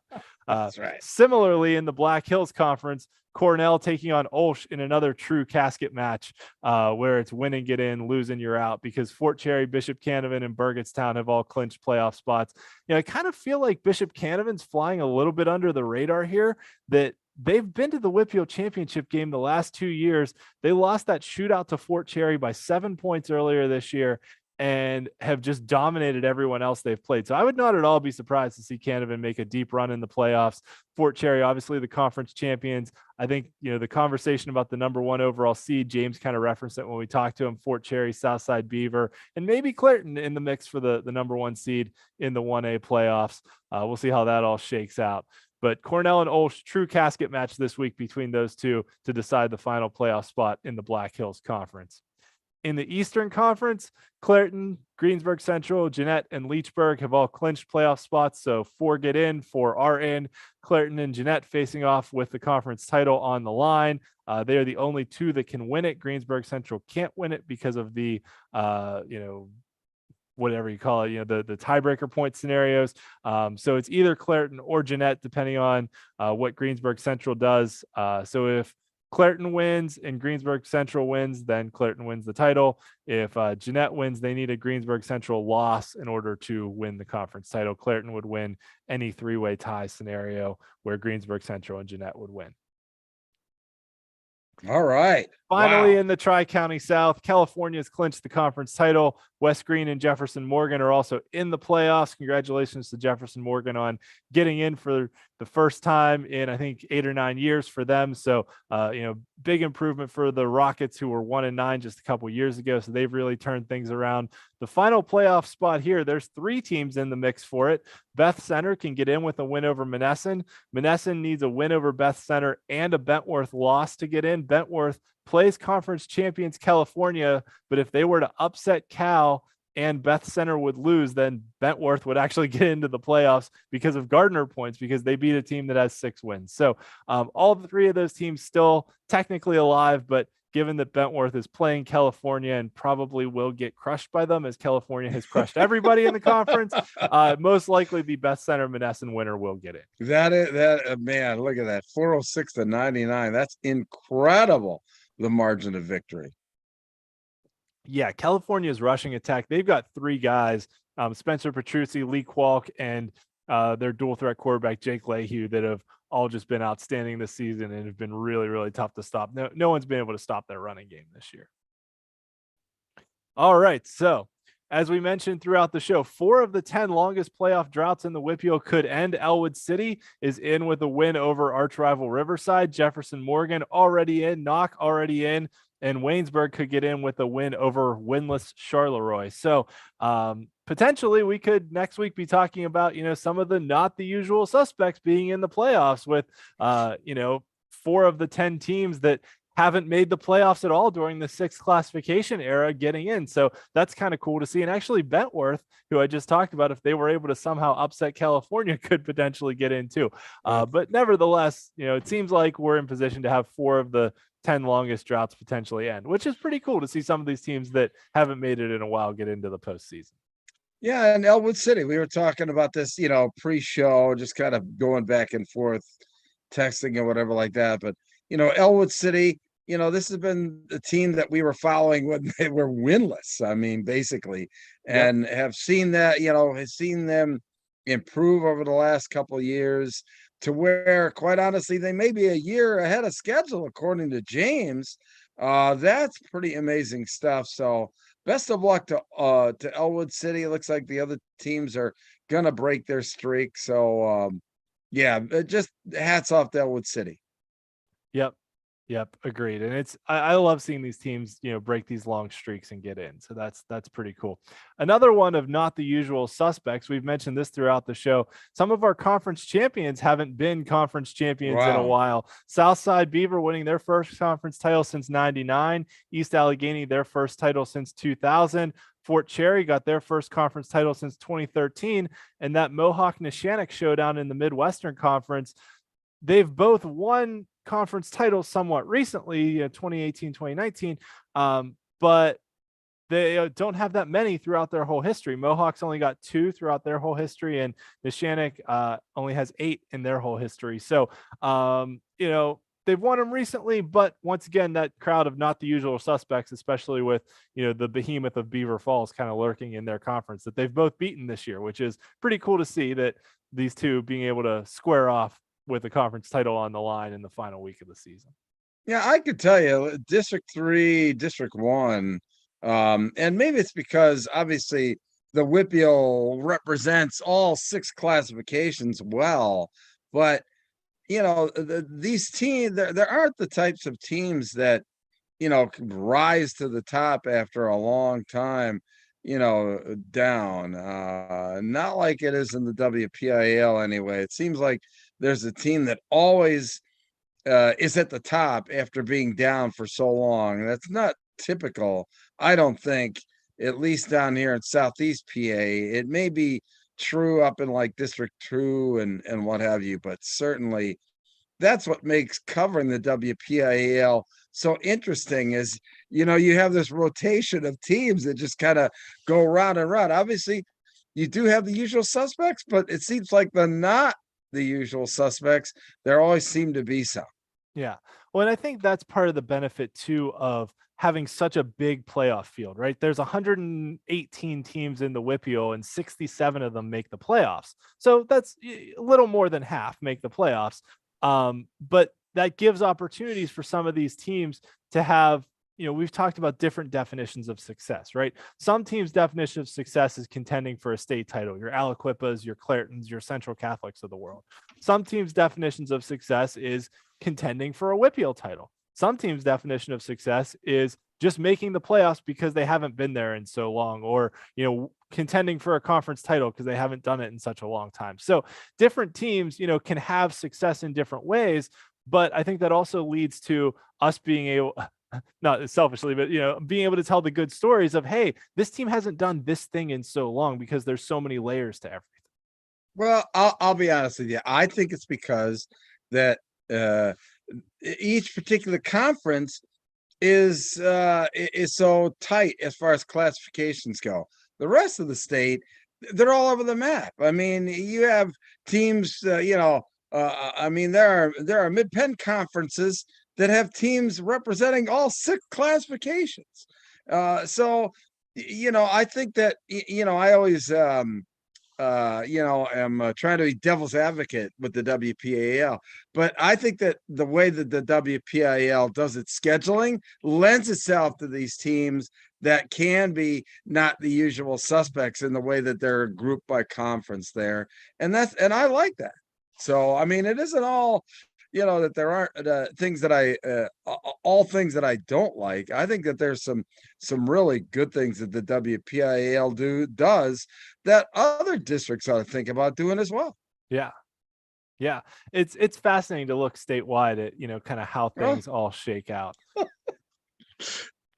Yes. All right. So our week 9 games of the week, we've talked about all these. Mount Lebanon taking on Cannon Mac. The winner of that one gets to avoid playing Central Catholic in the first round of the playoffs, although they have to play North Allegheny, who's also, like a well-oiled machine right now.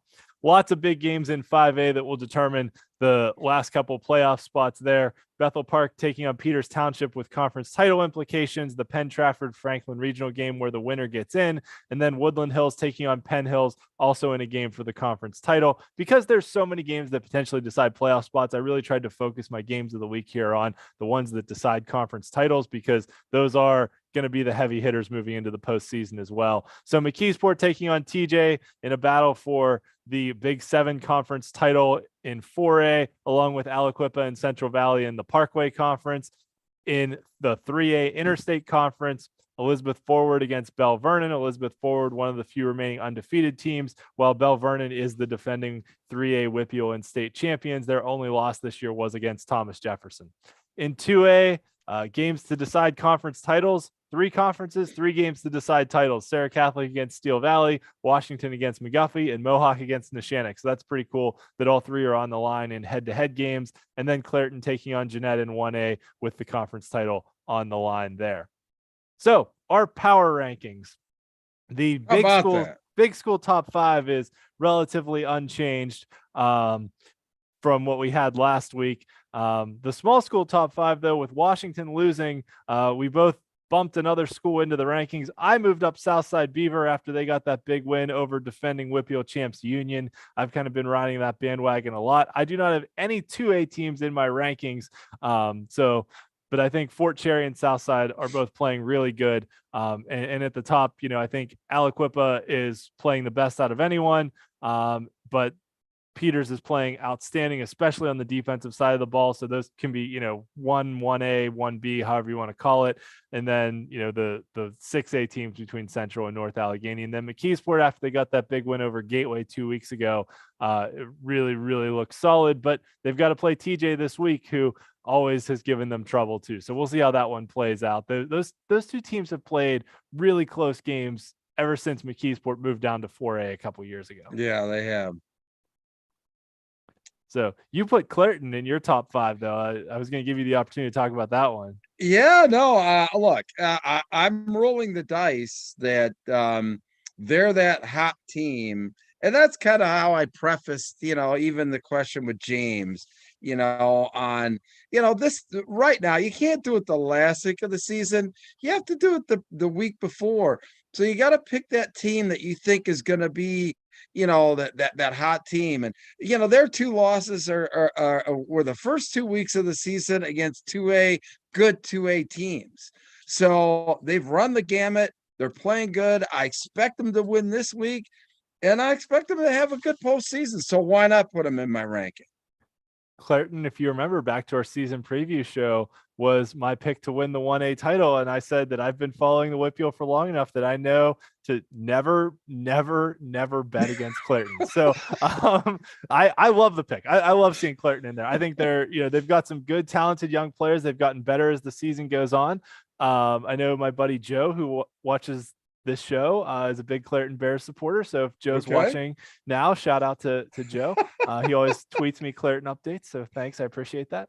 I love seeing Clairton in there because I think they're definitely a contender, and it seems weird to say that, one of the winningest programs, not only in the WPIAL, but in state history, is flying under the radar a little bit, but they kind of are somewhat. They really are. Oh, look, and look, there are a couple other teams that I could have slotted in there, but it's the one that I think, as you talked about, I think that's a team that's going to peak at the right time. Expecting them that they're going to be on a high note by winning the conference this week, by defeating Jeanette, and then carry that momentum on. I mean, you have to do it like this week. You can't pick them kind of next week. You got to pick those teams that are going to win the game, to win the conference, and then move on to win the WPIAL. And I think Clairton could be one of those teams. Yeah, I'm totally on board with you there. So speaking of rankings and whatnot. Oh, here we go. So we're gonna do something with power rankings. We are in fact going to do something with power rankings. So, we've talked a lot on this show about how I'm gonna preface this. We've talked a lot on this show about how other districts have varying power rankings to rank schools, in the District 3 power rankings. They're basically on a 1-point scale that, teams get a percentage point ranking below that, but there's not really a overall ranking system that I've found that exists that can rank every team statewide, 6A to 1A, kind of all together, kind of like what we've been doing here. Right. So I created one.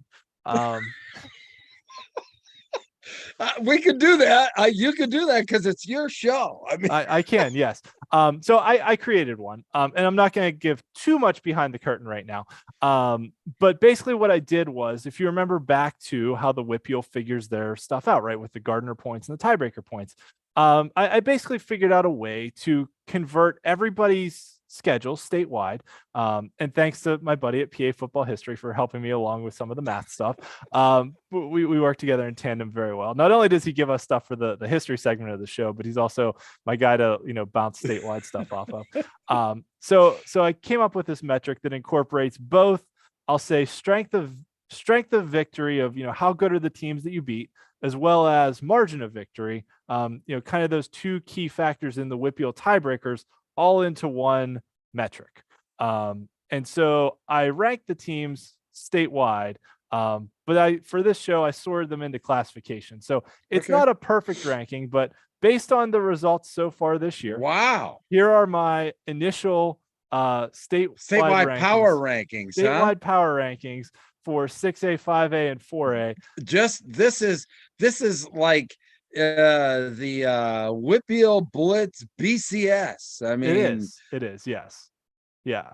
So, I wanted to throw it out there to kind of get your feedback. Obviously, like St. Joe's Prep, probably the best team in 6A right now in the state, like Imhotep Charter, yeah, that on, may on be paper. just a function of their schedule, the fact they play so Right. many teams from out of the state. And I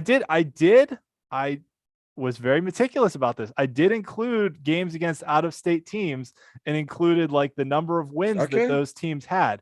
So, why is St. Joe's Prep ranked 4th?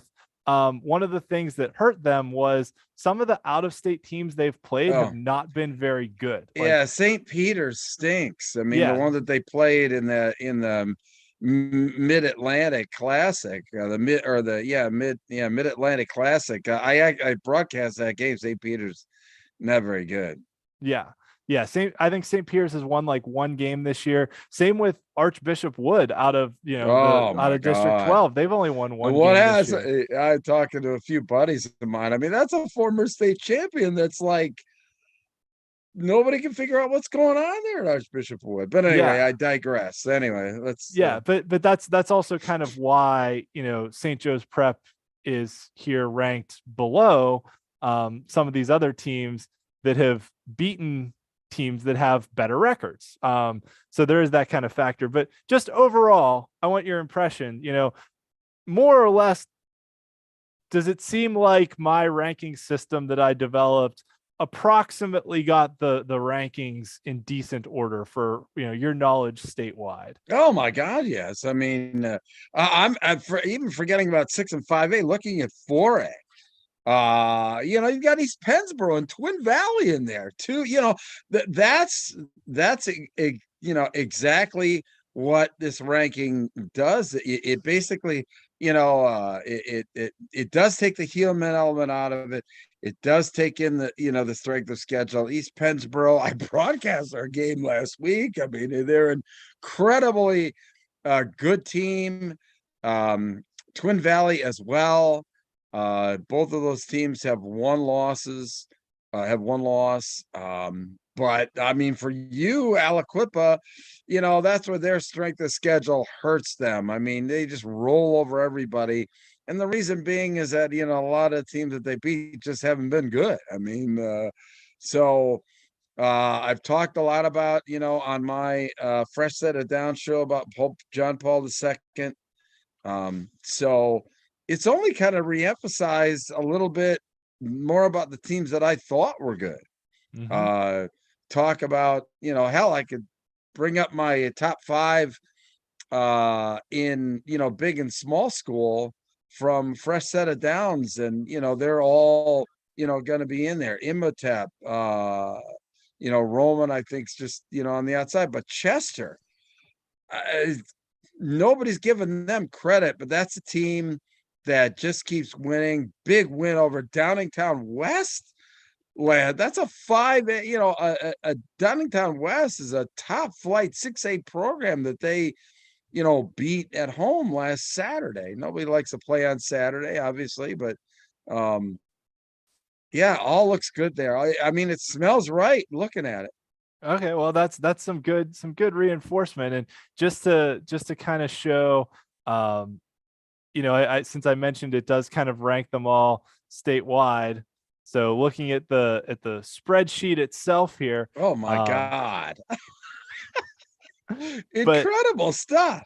But so like how good is Bishop McDevitt? So based on the rating I have here, because it rates them all sequentially, McDevitt's actually ranked ahead of Imhotep Charter and Pine Richland and some of the 5A schools. So I tried to scale it you get more points for beating a 6A school than you do a 5A school or a 4A school, so on and so forth, right? Do So you like have you it for said, 3, 2, and 1, or oh just yeah, I for do. the? Oh, I have it for Oh, everything. Yeah. So oh, like I could scroll all the way down here. But yes, I also have it for 3, 2, and 1. look, So this is all I have to say is that you know, we'll talk after the show, but we've got to get this out there on, out there, because this,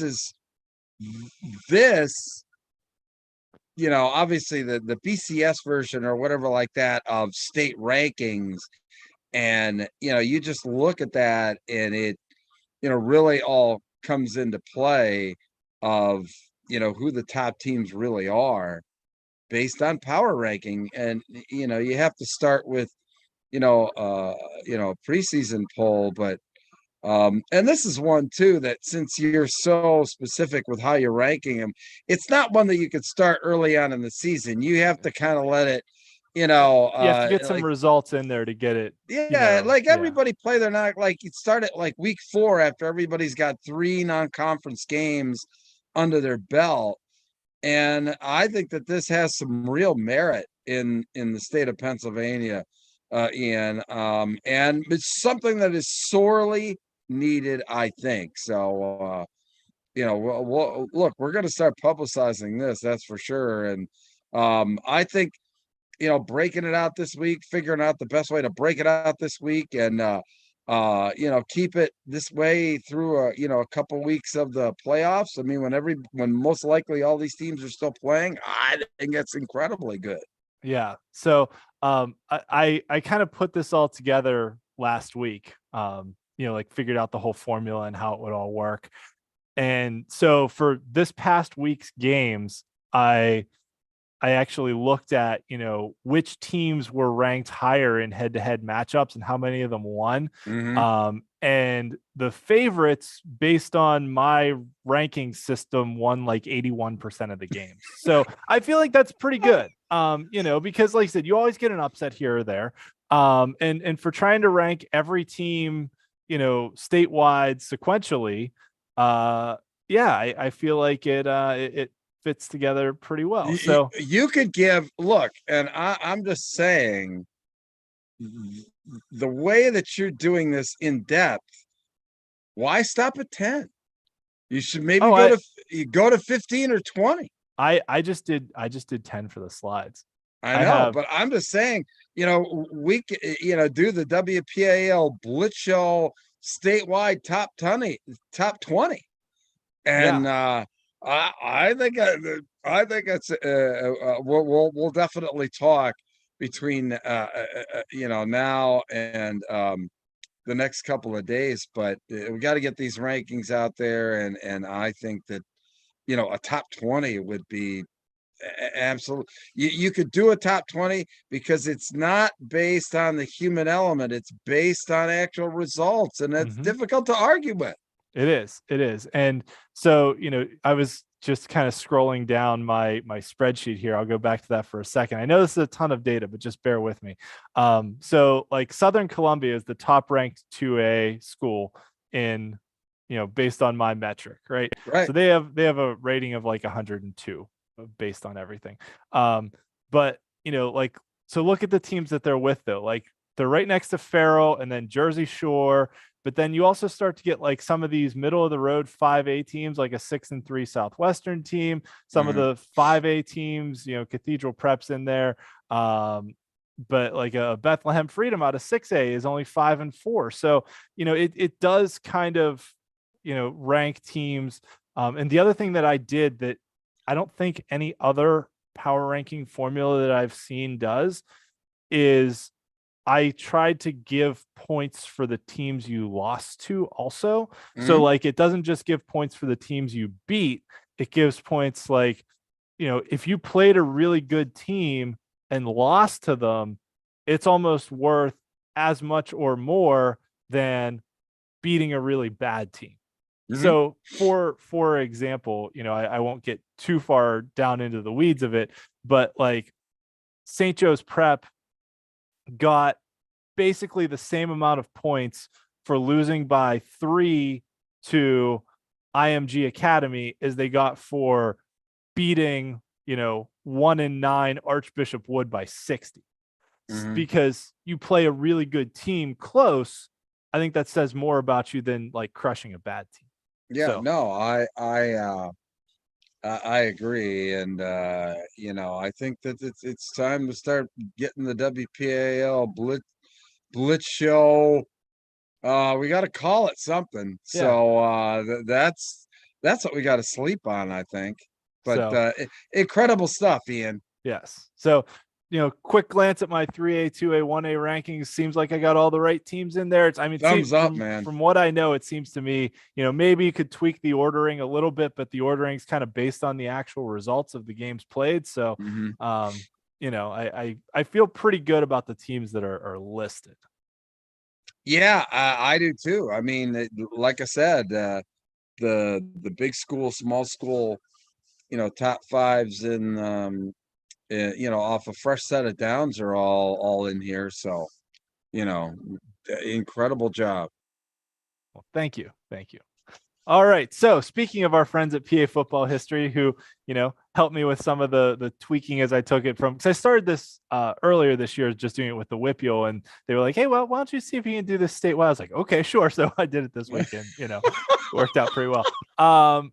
So looking back, the 1990s, which we're into now because we're in the week 9 show, so we're at the 1990s. 1990s, which is 30 years ago. Hard to believe was 1993.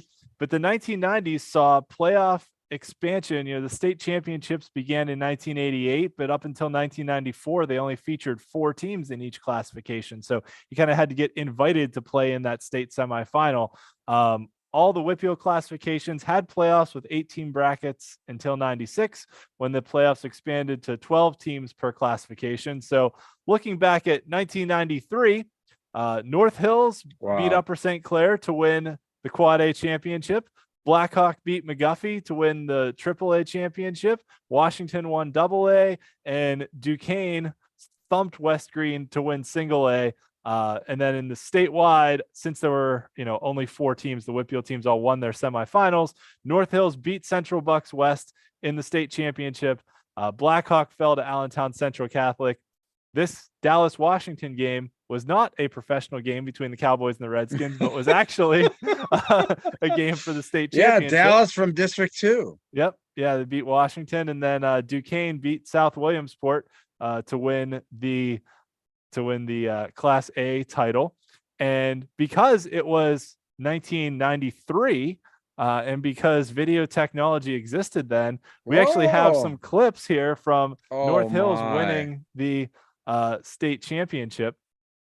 So this was North Hills in the 4th quarter against Central Bucks West, trailing 14-7 at this point. Do you remember who their quarterback was? No. You don't? I don't.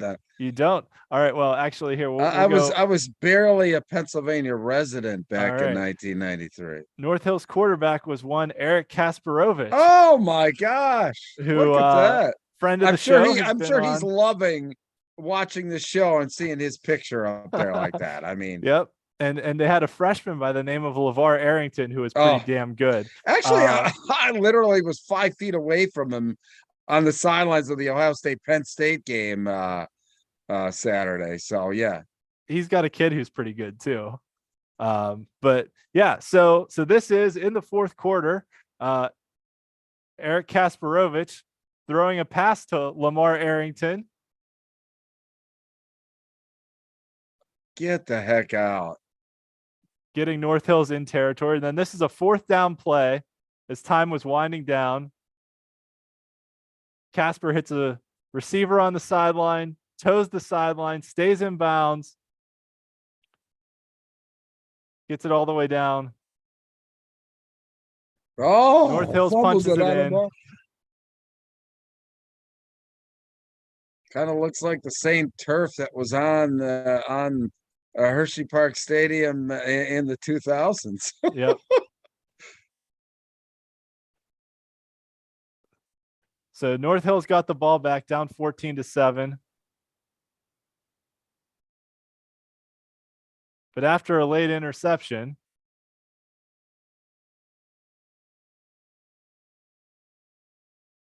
They just look so much bigger back then. I think the pads Everybody were bigger that's too. the Yeah. shoulder pads were like, oh, good tackle there Yep. for loss.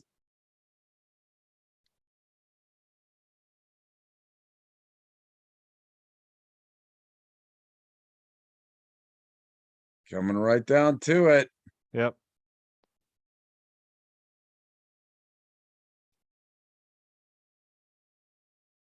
So North fake. Hill's down Oh, 14-7. Gets the ball back. 4th and 7. There's the punt. You can see the clock there in the center. Yep. Oh,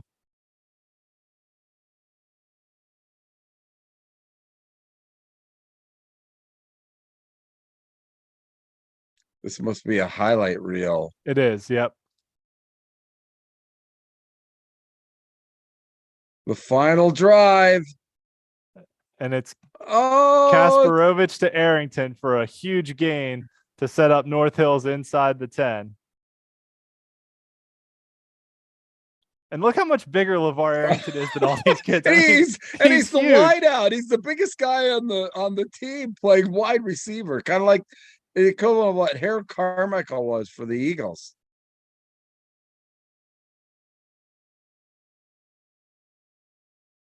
Getting right down to it. Yep. Kudos to Joe Brimmer on his YouTube channel here for having this. Thanks, Joe. Yep. Quest for the best. Arrington out in the flat. Yep. Kes looking across the middle. Incomplete. Almost intercepted there. Looks like I got to do some play-by-play here. Yep. There was a holding penalty that set them back. Little crossing route, and he threw it to the defender almost. So 38 seconds left. 3rd down and 28. Third and 28.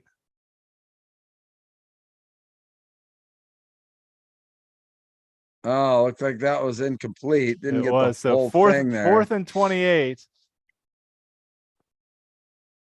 This is for the state title. He's back. It looks like he caught it because he's high-fiving the ref, who number 40 was there. So North Hills gets a touchdown on 4th and 28, and then Casper takes it in for the game-winning 2-point conversion. Wow. So incredible. how about that? So How about really that? cool. Look like a press box doesn't look much different from the last time I was there at Hershey Park Stadium. I think that was at Altoona, actually. I think that was Mansion Oh, Park. okay. But yeah. So 93, I think it was Mansion Park. But yeah, so Coach Casper, if you're watching, little flashback to your high school days, and he's obviously won a couple state titles as a head coach as well, and has got his Mars team playing North Catholic this week with the conference title on the line. So big win for North Hills as they got that touchdown on 4th and 28, and then the 2-point conversion that Casper ran in for the game-winning score. It's incredible. I mean, Yep. having the film version of it there too. Yeah, it's pretty cool. Had I known we were doing that, I would have prepared some play-by-play. Yeah, it's cool. You can just find that stuff on YouTube nowadays too. Yeah. So the 90s also had some dynasties. Blackhawk reached the WPIAL championship game 6 times in a 8-year span from 91 to 98, and Washington reached the WPIAL title game 6 times in a 12-year span between 1990 and 2001. They both won titles in 1993. Wow. Yep. Neither of them won state titles, but Duquesne in single A was the first school to win a PIAA football and basketball title in the same year. So that's a pretty cool accomplishment for Duquesne.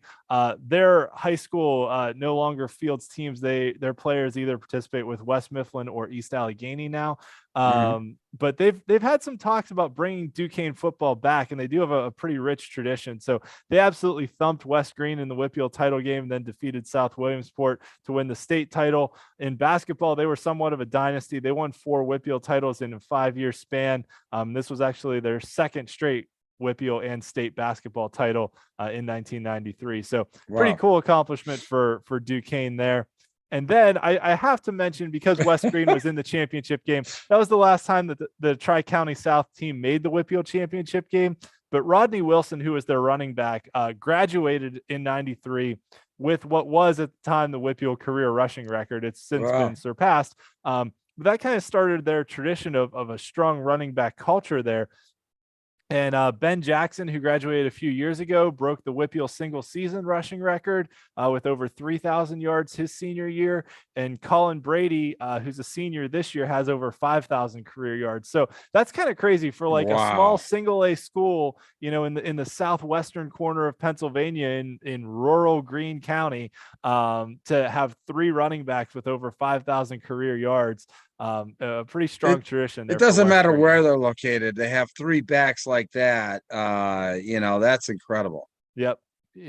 And Rodney Wilson's in the Greene County Hall of Fame. So that's where I got that picture of him. Couldn't find one from his high school days, but still pretty cool. The tradition they had, and that was the last time a team from the Tri-County South made it to the WPIAL championship game, was back in 1993. Wow. So we've been on for quite a while tonight, but if you want to hear us talk more, you can always check out our other podcasts. I'm on a Steelers podcast that airs Thursday nights about 10 o'clock on YouTube. It's also available on any of the regular podcast platforms. It's called the Steel City Blitz podcast, so you can check that out. And Bruce has his Fresh Set of Downs show, which details statewide things that are happening related to high school football, mostly out east. Yeah, and we'll actually have a pretty big segment on Penn State this week, quite honestly. Really first relevant game that Penn State play. We cover Penn State football. We cover, all the Eastern teams and what have you. And the Fresh Set of Downs, relevancy or take notice game has got to be Roman Catholic and St. Joe Prep. And that's a big one in the Philadelphia Catholic League Championship. That's our, take notice game this week. And in fact, on Fresh Set of Downs tomorrow night, we'll actually have Roman Catholic's head coach, Rick Preet, on as our special guest. So Rick, friend of the program for many years. So I thank Rick for joining it, and he'll talk a little bit about what it means to play for a Philadelphia Catholic League title, but also he's got a very powerful 5A program there, and likely that he's going to advance out. But he's got a tough Imhotep program that he's going to have to go through to get to the PIAA. So Rick Preet, our special guest, Fresh Set of Downs tomorrow night, 7:30 live, but always on demand on Sports Stream Premium Network. All right. So thank you everyone for tuning in tonight. We have reached the end of the show. So thank you everyone for sticking with us. Yeah, Bruce has survived out on the deck through everything we went through tonight. We were pretty comprehensive, but we're here, right at the end of the regular season. So there's a lot of important stuff to kind of get through and talk about that we're really excited to be able to bring you all this stuff in a weekly basis. Thanks everyone for tuning in. And I actually had a really cool opportunity last week. So our friend Dan Zingrelli from KDKA Radio, who was on the show last year, Friday afternoon texted me and asked me if I wanted to be on KDKA's like post-game wrap-up show that they did. The regular guy they have on, Carlo Zovko, who's the WPIAL insider, does a great job. I've known him for a while. but he was on vacation, so they asked me to fill in. So I actually got to be Wow. on the radio last week on Friday night on their post-game show with Paul Alexander to help recap the score. So not sure if I'll get to be on again this week. We got to give their show a plug. So tune in to KDKA Radio. They'll be broadcasting a game. I'm not sure if they've announced which game they're broadcasting yet this week, but they'll be doing a game of the week. And then when that one ends, from whenever it ends up till 11 o'clock, they do a recap show to go through all the scores and clinchings and all that. So, check out Dan's broadcast as well as their post-game show. And maybe I'll be on it. We'll see. Yeah. Well, I tell you what, when I saw that, I was very happy for you. But you're turning into Mr. WPIAL bracketologist here. You have the one guy for ESPN, that Joe Lenardi. I don't know if Joe still does it or whatever like that. He but does. You're Mr. bracketologist out here for the WPIAL, and just happy to be a part of the program that all these great stats. And I can tell you one thing, we're going to come up with some way to get these power rankings out, the statewide top 20 power rankings out there by classification. I think that is something very sorely needed in the state of Pennsylvania. And we're going to figure out how to get that out there and get that across the state. I can tell you that. So, but anyway, all right, my man. Yeah, we have been on a long time. So, but for my buddy Ian, I'm Bruce Badgley. Hey, listen, we'll be back with the WPIAL Blitz Show next Monday night at about 9:15 or when the kid gets to bed. So take care. We'll see you next week. Bye now.